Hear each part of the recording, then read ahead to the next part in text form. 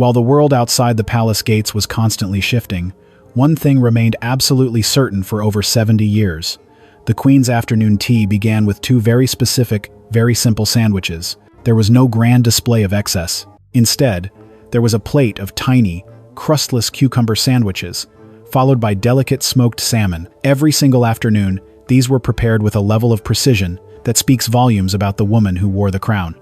The cucumber sandwich might seem ordinary to some, but for Queen Elizabeth, it was a masterpiece of restraint. The bread had to be soft white, the butter spread thinly to act as a barrier, and the cucumber slices had to be paper thin. Most importantly, the crusts were always removed, leaving perfectly clean, square edges. Former royal chef Darren McGrady, who served the household for 15 years, once recalled the importance of these small details. He shared that if the sandwiches were not cut with such exactness, it would disrupt the harmony of the tea table. He noted that the Queen preferred these because they were light, allowing her to enjoy the ritual without feeling weighed down before a formal evening. For many of us, especially as we move into our later years, there is a quiet wisdom in this choice. A heavy meal in the middle of the day can feel taxing, but the cooling nature of cucumber is gentle on the system.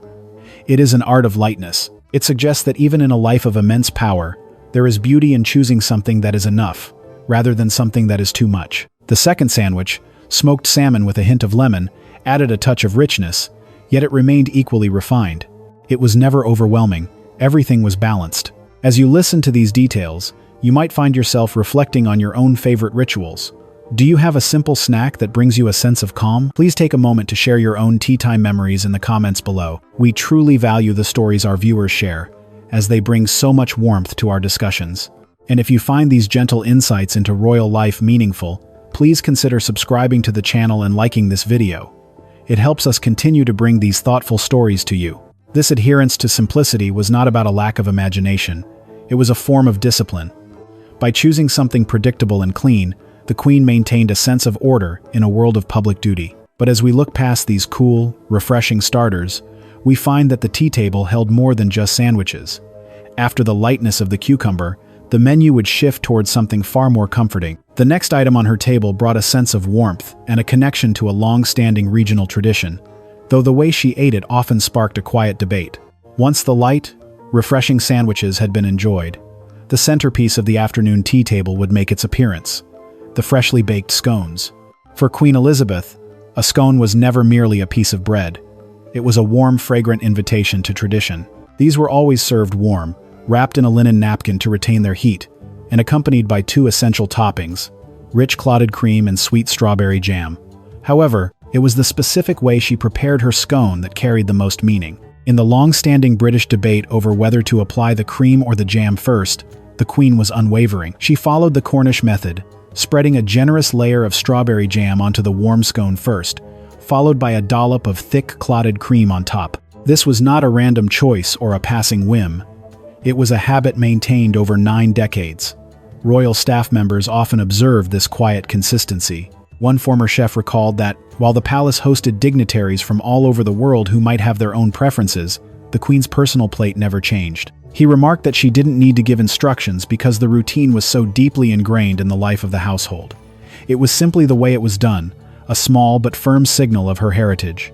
For those of us who have lived through many chapters of history, we understand that these small preferences are not about being difficult or demanding. They are about identity. The way we prepare a meal or set a table is a silent language that tells the story of where we come from and what we value. By choosing the jam-first method every single day, the Queen remained connected to the traditional roots of the British countryside, even while sitting in the grandest drawing rooms of Windsor or Buckingham Palace. It was a way of keeping her feet on the ground. There is a profound comfort in knowing exactly what to expect from your afternoon. In a life that required her to be everything to everyone, the scone was a private moment where she could simply be herself, honoring a ritual that had remained unchanged since her childhood. But while the scone provided a sense of fullness and cultural pride, there were other items on the table that served a different purpose. As the afternoon light began to fade, especially during the cool British winters, 2 particular cakes were brought out to act as a kind of spiritual medicine, offering a deeper warmth that went far beyond mere taste. As the afternoon deepened and the air grew perhaps a bit cooler, the Queen often reached for something with a bit more substance and spice. 2 specific cakes held a permanent place in her rotation: the aromatic ginger cake and the dense, traditional fruitcake. These were not mere desserts. They were what many would call comfort in a tin, providing a sense of physical and spiritual warmth that served as a quiet tonic during a long day of duties. The ginger cake was valued for more than just its gentle heat. For those of us who appreciate the wisdom of traditional ingredients, ginger has long been prized for its ability to soothe the stomach and aid digestion. Royal chefs noted that this cake was particularly popular during the winter months at Sandringham or the windy summers at Balmoral. It offered a soothing quality that only a spice with such a long history could provide. One can almost hear the soft clink of a silver spoon against a china plate, as the Queen enjoyed a slice that was moist, dark, and perfectly balanced. It was a reminder that we should always listen to our bodies, choosing foods that provide comfort and health in equal measure. Then there was the fruit cake, a centerpiece of British baking history. Usually filled with plump sultanas, raisins, and candied peel, this cake was a symbol of abundance. While most people reserve such a rich treat for weddings or the Christmas season, the Queen saw no reason to wait for a calendar event to enjoy something special. By including a slice of fruit cake in her weekly routine, she turned an ordinary Tuesday afternoon into a moment of quiet celebration. It was a lesson in the art of living well, that we do not need a grand reason to treat ourselves with kindness. A slice of well-made cake can be enough to make the passage of time feel meaningful. Former staff members often recalled how these cakes were kept in airtight tins, sometimes lasting for weeks, as their flavors only deepened with time. They represented a sense of endurance and reliability. These were flavors that didn't need to shout to be noticed. But while these spiced cakes provided warmth and tradition, there was one other item on her table that revealed a much more playful, personal side of the monarch. Despite her status, she possessed a favorite treat that was surprisingly simple, a childhood classic that she loved so much, she refused to travel anywhere in the world without it. Of all the items that graced the royal tea tray, none captured the Queen's heart quite like the chocolate biscuit cake. This was not a sophisticated sponge or a delicate pastry from a high-end French bakery. Instead, it was a crunchy, unbaked cake made from dark chocolate and broken pieces of tea biscuits. It was a humble childhood favorite, yet it was the only cake that followed her wherever she went. If she were traveling from Buckingham Palace to Windsor Castle, or taking the train to Sandringham, this cake was carefully packed and transported by a member of the kitchen staff to ensure it was waiting for her arrival. What truly set this cake apart was the Queen's absolute refusal to let a single crumb go to waste. Former royal chef Darren McGrady often spoke about the unique status of this dessert. He recalled that while other cakes might be sent down to the staff dining room if they were only half-eaten, the chocolate biscuit cake was strictly off-limits. He once noted that the Queen would take a small slice every day until there was nothing left but a tiny sliver, and even then, that sliver had to be served. It was a remarkable display of frugality and discipline for a woman who could have had anything else in the world. This deep attachment reached across generations. Years later, when Prince William was planning his wedding to Catherine Middleton, he specifically requested a chocolate biscuit cake as his groom's cake. It was a touching tribute to his grandmother and the simple joy they shared. For many of us, this resonates deeply. We understand that the foods we love most are often not the most expensive or the most elaborate. They are the foods that taste like safety. They are the flavors that bring back the faces of those we loved and the quiet afternoons of our youth. There is a profound power in memory. A single bite of a certain biscuit or a specific blend of chocolate can bridge the gap of decades, making the past feel present again. This cake was the Queen's personal indulgence, a link to her younger self and her family. But if this chocolate treat represented her more playful side, the items that often sat beside it on the table served as a reminder of her incredible self-control.